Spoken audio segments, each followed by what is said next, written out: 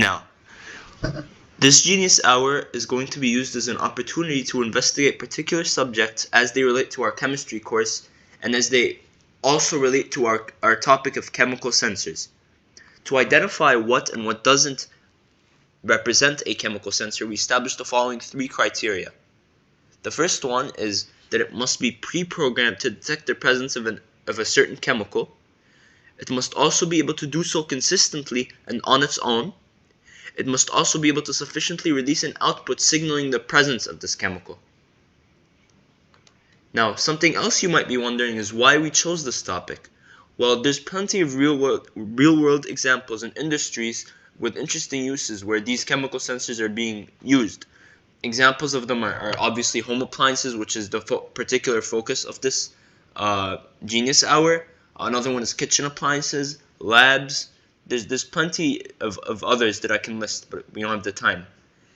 Something else that we chose this topic for is because there's a lot of ways to apply the knowledge we learned in this course to chemical sensors, especially in things like organic chemistry and redox reactions. Um, the most major one that was the deciding factor in us choosing this topic was the fact that we as a group share a common interest regarding chemical sensors due to the broad range of topics that they cover that happen to encompass all of our interests as well. An air quality sensor is the type of sensor that measures the air for harmful compounds that can harm the health of both humans and the environment. These sensors are primarily used in factories or in any other situation where harmful pollutants can be leaked into the air, such as when there is a wildfire in a nearby area, releasing these gases into the air we breathe. These types of sensors are typically called photoionization detectors, and they function by measuring the amount of volatile organic compounds in the air. These type of compounds are essentially classified as a compound that contains carbon, and are organic compounds that have a boiling point that is less than or equal to 250 degrees Celsius.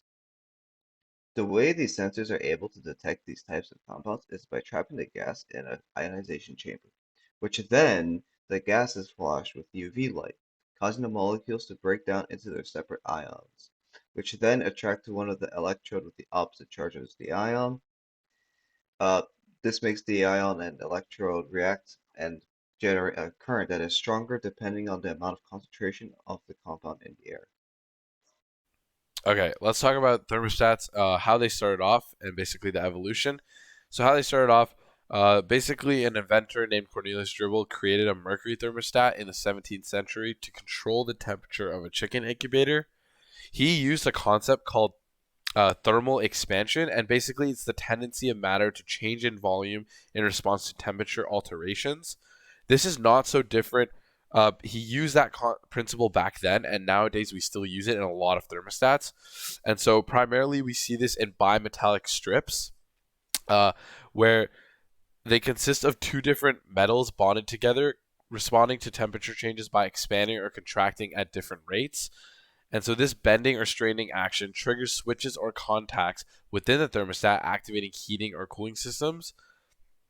And so, if we combine this with new technology nowadays, we basically have much more efficient thermostat systems than before. Uh, there's not really much reactions happening here, but there is a lot of shift in matter at play. And so basically that's it for thermostats. So now we're going to be exploring carbon monoxide sensors, the antidote to the deadly killer that is carbon monoxide. During periods of heavy industrialization in the 19th and 20th centuries, there was an increase in exposure to this gas, which hence drove research towards it and eventually led to the creation of the first CO detector. Now, there are multiple types and variations of CO detectors, as you can see here. However, we will only be looking at electrochemical sensors today. How do electrochemical sensors work? Now, electrochemical sensors involve redox reactions. There are three electrodes present within them: a working electrode, reference electrode, and then finally a counter electrode. CO passes over to the working electrode through a porous gas barrier where it oxidizes to produce CO2, and also in the process produces electrons, which form the output signal of the sensor, and thereby alerting surrounding people of the presence of CO gas. This is the reaction that it undergoes to oxidize and produce electrons. And yeah, that's it for carbon monoxide. It's a very easy, not very complicated reaction. A refrigerant leak detector is a device used to detect the location of a leak in a copper pipe, no matter how small the leak. This tool is important as the copper pipes that transport refrigerant slowly corrode to later develop cracks and holes. Since refrigerant is an invisible gas, the only accurate way to determine where a leak is coming from is by using a refrigerant leak detector. These leaks are typically caused by formicary corrosion, which is caused by the chemicals in the air, such as formaldehyde reacting with oxygen and water into copper pipes, causing it to corrode. This effect usually takes around 5 years before a leak can begin. One type of refrigerant leak detector method that is commonly used is a heated diode sensor, which works by first heating up the refrigerant to break down the molecule into their ions. Typically, refrigerants use compounds that have fluorine or chlorine, and the ions of one of those two elements reacts with the electrodes to create an electric current that is used to tell the computer that the leak has been detected. All right, now let's talk about the unsung hero of home appliances, smoke detectors. And so smoke detectors have become an essential addition to every household thanks to their life-saving capabilities. Originally, it was designed to detect poisonous gases. However, it found its true purpose when Swiss scientist Walter Jaeger discovered their sensitivity to smoke particles. And in 1965, Stanley Bennett Peterson and Dwayne D. Pearsall adapted that design into a compact and affordable device suitable for homes everywhere. So you may be wondering, how do they work? Well, the most common form of smoke detectors are ionizing smoke detectors, and these use the element americium 241, which ionizes the air between the two metal plates. Um, this allows a current to flow between the two plates, and americium does this by ionizing the air using alpha radiation that it emits. When a smoke disrupts the current that it creates, an alarm is triggered.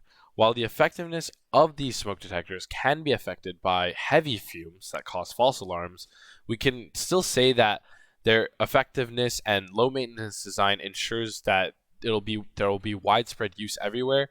And basically, we can conclude that these underrated devices have undoubtedly saved countless of lives and will remain a vital safety feature for many years to come. Now we're going to be looking at pH meters. Now, pH measurements are not a novel concept. They've been done many times throughout the years. However, today we're going to be exclusively talking about pH meter test on electronic testers. Now, pH meters work by measuring the value of voltage of a solution. Now, voltage increases with an increase in concentration of H plus ions. Therefore, an increase in voltage would therefore determine the pH of the solution by showing the acidity. An increase in voltage would show an increase in H plus ions and therefore signal a lower pH, for example. pH meters are made out of a few simple parts: a meter that receives the voltage from a probe that is inserted to the solution to test for the H plus concentration and extract the voltage, and a reference electrode of potassium chloride with a neutral pH to be able to compare the H plus concentration to and determine an accurate reading for the pH. And yeah, that's pretty much it. pH meters are better than most other methods of pH testing due to their accessibility and most importantly their accuracy, making them a top choice for use in chemical sensors like fish tanks, for where they're used for detecting the pH of the fish environment, as well as water quality testing. All in all, they continue to be a vital asset and because of their reliability, convenience, and accuracy. Hold on a moment. Have you ever wondered if we could create a chemical sensor without relying on complicated electrical components? Is that even possible? That's an excellent question. To help us unravel this mystery, we've invited a renowned expert in the field, Senior Chemical Engineer Mr. Prairie. Thank you for having me here, guys. Today, I'll take you to an exciting journey where we will explore the realm of chemical sensors without the need for extensive electrical components. In fact, you'll be surprised to discover that you can conduct an experiment right in the comfort of your own home. Welcome to our exciting experiment where we will delve deeper into the world of chemical sensors. Building upon our talk of the high-tech pH sensor devices, let's take it a step further and create our very own chemical sensor using a homemade version of the pH sensor. Our sensor system would utilize a fascinating chemical called anthocyanin, which is found in various fruits and vegetables. Anthocyanin is a flavonoid, a type of phytochemical known for its antioxidant and anti-inflammatory properties. Anthocyanin has a chemical formula of C15H11O+, and its unique properties allow it to change its color depending on the pH of its surroundings. You can find anthocyanins in black plums, blood oranges, cherries, grapes, pomegranates, red cabbage, onions, radishes, and many other colorful natural sources. For today's experiment, we'll be using red cabbages. To extract the full potential of anthocyanin, first we will heat the water to expedite its dissolution, as anthocyanin is water soluble. When anthocyanin is in an acidic solution, like lemonade, it reacts and absorbs light in the blue-green spectrum, resulting in a vibrant red color. Conversely, in a more basic solution, it absorbs light in the yellow-orange spectrum, appearing bluish purple. For our experiment, as we dissolve anthocyanin with our acidic solution of lemonade, we can see it releases its unique properties and reacts with the solution, giving us a valuable output signal, representing the pH level of the solution based on its color. This experiment showcases the application of our knowledge about different types of chemical sensors, and by using the natural pH indicator like anthocyanin, we can visually represent the pH level of a solution using the changing colors. Through this experiment, we will not only expand our understanding of chemical sensors, but also demonstrate the potential for innovative and accessible ways to create natural sensors. We're also able to use electrical components to transform the sensor into a tangible and practical device. Now, we've gone over everything from CO2 sensors, CO sensors, thermostats, to air quality sensors, refrigerant leak detectors, and pH sensors.